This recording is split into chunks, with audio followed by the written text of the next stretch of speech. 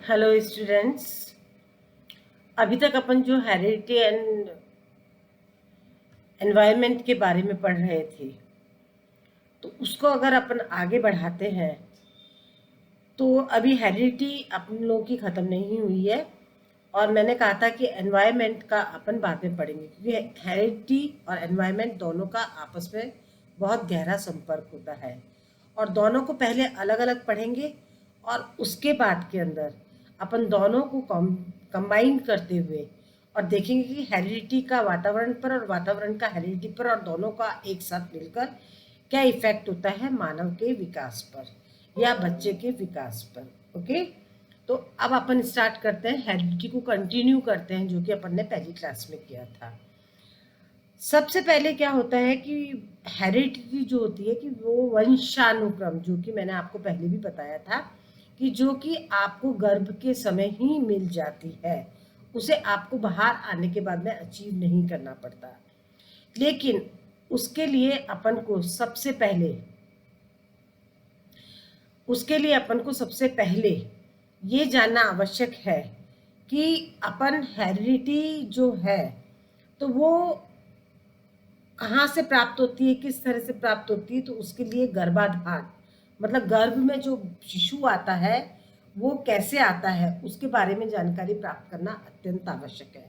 तो आज अपन गर्भधारण के बारे में पढ़ेंगे, क्योंकि गर्भधान ही वंशानुक्रम का आधार है। इसलिए वंशानुक्रम को समझने के लिए गर्भाधान को समझना आवश्यक है। ये मैंने आपको बताया था कि स्त्री के अंडाणु होते हैं और पुरुष के स्पर्म होते हैं, मतलब शुक्राणु। अब आपको मैं बताती हूँ कि स्त्री के जो, सबसे पहले मैं अंडाणु के बारे में बताती हूँ। अंडाणु जो होते हैं वो स्त्री की फैलोपियन ट्यूब में रहते हैं और वो बहुत ही छोटे आकार के होते हैं। जैसा कि मैंने लिख रखा है कि अंडाणु का जो आकार होता है वो 0.1 मिलीमीटर से भी कम होता है, बहुत ही छोटा होता है। और अंडाणु कभी भी गतिशील नहीं होता है। अंडाणु हमेशा निष्क्रिय होता है और उसके ऊपर एक परत चढ़ी हुई होती है। वो जो परत होती है वो अंडाणु की रक्षा करती है। और अंडाणु का जो प्रवेश होता है वो माता की फैलोपियन ट्यूब, जो कि नलिका कहलाती है। फैलोपियन ट्यूब मतलब कि अन्नवाहिनी नलिका, जैसा कि मैंने इसमें लिख रखा है कि अन्नवाहिनी नलिका कहलाती है, तो उसे फैलोपियन ट्यूब कहते हैं। वहां पर उसका निर्माण होता है। इस अंडाणु में 23 जोड़े होते हैं। और आपको एक बात मैंने और बताई थी कि लिंग धारण करने में कि लड़का होगा या लड़की होगी, इसमें किसी भी स्त्री का हाथ नहीं होता है। पुरुष के जो शुक्राणु होते हैं उसमें ही होता है, क्योंकि स्त्री में एक्स एक्स करके होते हैं और लगभग उसके अंदर जो क्रोमोसोम्स होते हैं वो 23 जोड़े क्रोमोसोम्स होते हैं। क्रोमोसोम्स मतलब गुणसूत्र जो होते हैं वो एक्स एक्स होते हैं। और जो पुरुष के शुक्राणु में होते हैं वो एक्स वाई होते हैं। अगर एक्स एक्स मिलता है तो लिंग का निर्धारण होता है और एक्स वाई मिलता है तो लड़के का जन्म होता है। तो ये सब जो धारणा चली आ रही है कि अरे इस स्त्री ने तो, जिसमें कि गाँवों के अंदर चली आ रही है पौराणिक रूप से कि अरे लड़की का जन्म नहीं होना चाहिए, लड़के का होना चाहिए, तो इसमें लड़की के ऊपर जो आरोप लगाए जाते हैं वो बिल्कुल गलत है। और ये जो शुक्राणु जो प्राप्त होते हैं अंडाणु को, वो पुरुष के माध्यम से प्राप्त होते हैं, जो कि लिंग का या लड़का होगी, बेटा होगा या बेटी होगी या लड़की होगी, इसका निर्धारण करते हैं। तो अंडाणु का जो व्यास होता है वो 0.1 mm से होता है। अंडाणु स्वगति नहीं करते हैं, वो खुद आप निष्क्रिय होते हैं और वो अपने आप चल फिर नहीं सकते, वो अपने आप नीचे यूटेरस तक नहीं आ सकते और गतिशील नहीं होते, आप ये मान लीजिए। और वो फैलोपियन ट्यूब के अंदर या अंडवाहिनी नलिका जो माता की होती है उसके अंदर होता है। जैसा कि मैंने आपको पहले समझाया था कि इस तरह से कि ये यूटेरस होता है और यूटेरस के साथ में इधर की तरफ ये जो फैलोपियन ट्यूब्स होती है, ये मैं आपको बता चुकी हूँ।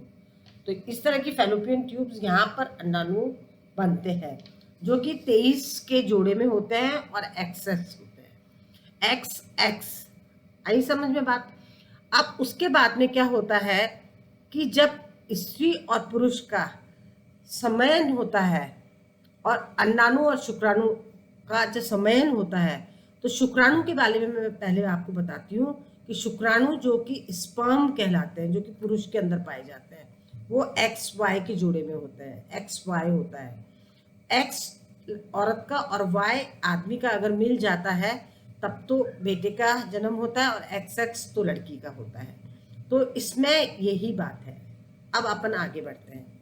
आगे बढ़ने के लिए मैंने बताया आपको कि हेरिडिटी के लिए गर्भाधान की प्रक्रिया को समझना अत्यंत आवश्यक है। अगर जब तक आप गर्भाधान की अवस्था को नहीं समझेंगे या उसके प्रोसेस को नहीं समझेंगे, तब तक आप आगे हेरिडिटी को नहीं समझ पाएंगे। तो आज मैं गर्भाधान की किस तरह की प्रक्रिया होती है ये मैं बताती हूँ। जब स्त्री और पुरुष का आपस में संपर्क होता है, तो पुरुष के जो शुक्राणु होते हैं वो स्त्री के अंडाणु के साथ मिलते हैं। शुक्राणुओं के बारे में मैं आपको ये बताती हूँ कि शुक्राणु जो होते हैं वो बहुत ज़्यादा गतिशील होते हैं, जबकि अंडाणु गतिशील नहीं होते, और इतनी तीव्र गति से करते हैं प्रवेश कि आप समझ भी नहीं सकते कि वो कितनी 1 घंटे के अंदर वो महिला की या अपनी वाइफ की या स्त्री की फैलोपियन ट्यूब के अंदर अंडाणु से संपर्क स्थापित कर लेते हैं। शुक्राणुओं की संख्या अत्यंत ज़्यादा होती है, लेकिन ऐसा नहीं है कि हर शुक्राणु गर्भ धारण करने के अंदर सक्षम हो। हर शुक्राणु सक्षम नहीं होता है, लेकिन कुछ शुक्राणु होते हैं। अब शुक्राणु जो होते हैं उनका जो होता है वो इस तरह का होता है शेप, कि इस तरह से उनका एक होती है जिसमें कि 3 होते हैं, 4 होते हैं, कि इस तरह की शेप होती है। जो पहली वाली सिर कहलाती है, ये वाला जो पोर्शन है ये सिर कहलाता है। दूसरी उसकी ग्रीवा या नेक कहलाती है, और तीसरी उसकी बॉडी कहलाती है, और ये आखिरी के अंदर उसकी टेल या पूंछ कहलाती है। ये शुक्राणु का जो डायग्राम है। शुक्राणु इस तरह के होते हैं, और शुक्राणु जो होते हैं वो थोड़े से उससे भी ज़्यादा छोटे होते हैं, मतलब ओवम से भी ज़्यादा छोटे होते हैं। और उसके बाद में क्या होता है कि अंडाणु और शुक्राणु में कि अंडाणु गतिशील नहीं होते हैं, शुक्राणु बहुत अत्यंत तीव्र गति से प्रवेश करते हैं। और अंडाणु और शुक्राणुओं का जब मिलन होता है तो शुक्राणु तेज गति से चल के और अंडाणु से मिलने के लिए फैलोपियन ट्यूब, मतलब अंडवाहिनी जो कहते हैं, नलिका कहते हैं, फैलोपियन ट्यूब इसको इंग्लिश में बोलते हैं, वहाँ पर प्रवेश कर जाते हैं। प्रवेश करने के बाद में वो अंडाणु की जो मैंने आपको बताया था ना कि बाहर की जो लेयर होती है उसको तोड़ देते हैं, तोड़ के और उससे मिल जाते हैं। और मिलने के बाद में क्या होता है कि शुक्राणु की भी जो टेल होती है, ग्रीवा होती है, वो अलग हो जाती है, और खाली शुक्राणु और अंडाणु का जो सिर होता है शुक्राणु का, वही अंडाणु के अंदर प्रवेश कर सकता है। और वो इतनी तीव्र गति से प्रवेश करता है कि उन दोनों का मिलन होने के बाद के अंदर 1 घंटे के अंदर शुक्राणु उसकी फैलोपियन ट्यूब तक पहुंच जाता है और अंडाणु के साथ में संपर्क स्थापित कर लेता है। इसको कहते हैं अपन कि यहाँ पर गर्भाधान की प्रक्रिया स्टार्ट हो जाती है। और उस समय वो गर्भाधान तो नहीं कहेंगे, लेकिन हाँ उनका आपस में संपर्क हो गया है, तो वहाँ पर अपन ये कह सकते हैं कि स्पर्म जो है वो उससे मिल गया है और गर्भधारण में सहायक हो गया है। उसके बाद अपन अब जाते हैं कि 5-7 दिन लगते हैं जब तक कि शुक्राणु और अंडाणु फैलोपियन ट्यूब में रहते हैं।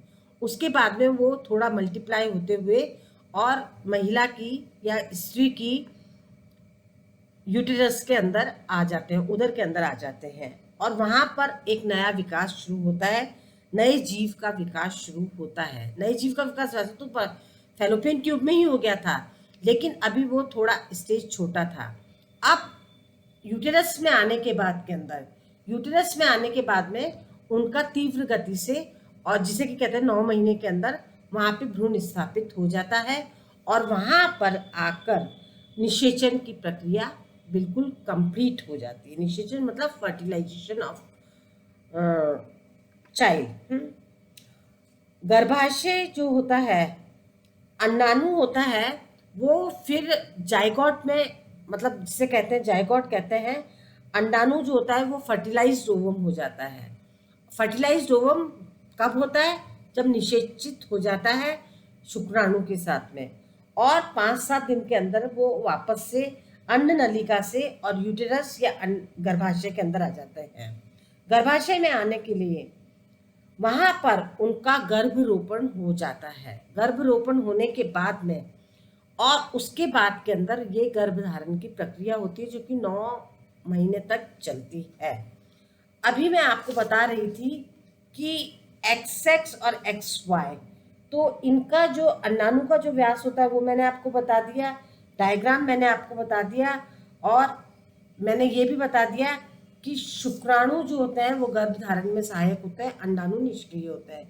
अंडाणु गतिशील भी नहीं होते हैं, शुक्राणु गतिशील होते हैं, अति तीव्र गति से अंदर जाते हैं, पहले फैलोपियन ट्यूब में जाते हैं और उसके बाद के अंदर वो 5-7 दिन के अंदर गर्भाशय के अंदर आ जाते हैं, यूटेरस के अंदर आ जाते हैं, और वहां पर आकर हम ये कहते हैं कि ये गर्भ धारण हो गया, मतलब स्त्री गर्भवती हो चुकी है। तो इस चीज को गर्भाधान की प्रक्रिया कहते हैं। तो आप यहाँ पर आने के बाद में धीरे धीरे वो जो 240 दिन कहिए या उसको 9 महीने 7 दिन कहिए या कुछ भी आप कहिए, वहां पर ये कह सकते हैं आपकी स्त्री गर्भवती हो गई है, और यही गर्भधारण की प्रक्रिया होती है। अब ये अंडाणु जो होते हैं वो माता के माफ कीजिएगा, माता के और शुक्राणु जो होते हैं पिता के गुणसूत्र लेकर अंदर प्रवेश करते हैं।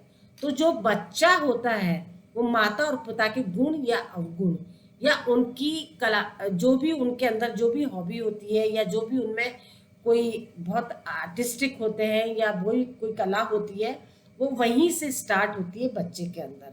जन्म के बाद उसको खाली वातावरण मिलता है, वंशानुक्रम यहीं पर स्थिर हो जाता है गुणसूत्रों के माध्यम से। अंडाणु और शुक्राणुओं के अंदर जो होते हैं, स्त्री में होते हैं XX और पुरुष में होते हैं XY। लिंग भेद भी यही होता है। लिंग भेद मतलब लिंग अलग अलग होना, कि बच्ची होगी या बच्चा होगा, बेटी होगी या बेटा होगा, सन होगा या डॉटर होगा। और यहीं पर अपना ये चैप्टर आज क्लोज करते हुए आगे मैं अब आपको वंशानुक्रम के बारे में बताऊंगी, और फिर मैं वातावरण के आपको सोच रही हूँ परिभाषा वगैरह देने की जगह, क्योंकि परिभाषा आप लिख नहीं पाते हैं और कुछ कर नहीं पाते हैं, तो उनका PDF मैं आपको भेज दूंगी। आप चाहें तो उसे प्रिंट आउट निकलवा सकते हैं, वो एक नोट्स के रूप में आपके साथ रहेंगे, और आप चाहें तो उनको मेरे ऐप पर आकर और पढ़ भी सकते हैं। बिल्कुल क्लियर होंगे और एकदम साफ होंगे। Thank you.